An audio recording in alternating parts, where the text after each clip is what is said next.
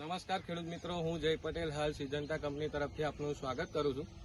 આજે આપણે આવે છીએ ચકલાસીની અંદર, રાજનગરની અંદર, જ્યાં પ્રગતિશીલ ખેડૂતે આપણા સિજન્ટા કંપનીના દીવા ભીંડા બનાવેલા છે। તો વધુ અભિપ્રાય એમની પાસેથી જાણીશું।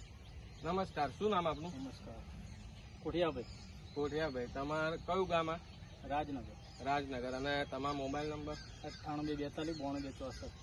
અને કયા ભીંડા આપણે કરેલા છે? દીવા સિજન્ટા કંપનીના દીવા ભીંડા કરેલા છે।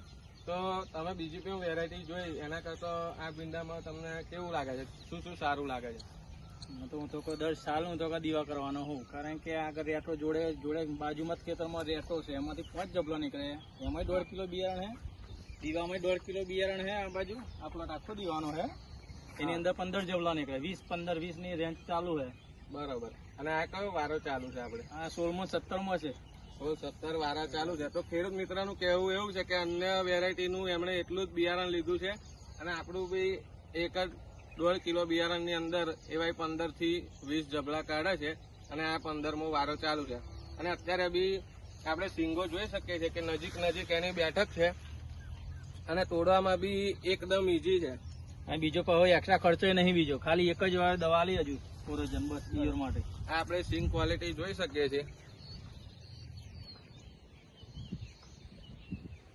તો કોઠિયાભાઈ, આપણે બીજા ખેડૂત મિત્રોને શું કહેવાય, આ ભીંડા કરવા જોઈએ? ના કરવા જ જોઈએ ને। બરાબર, ધન્યવાદ।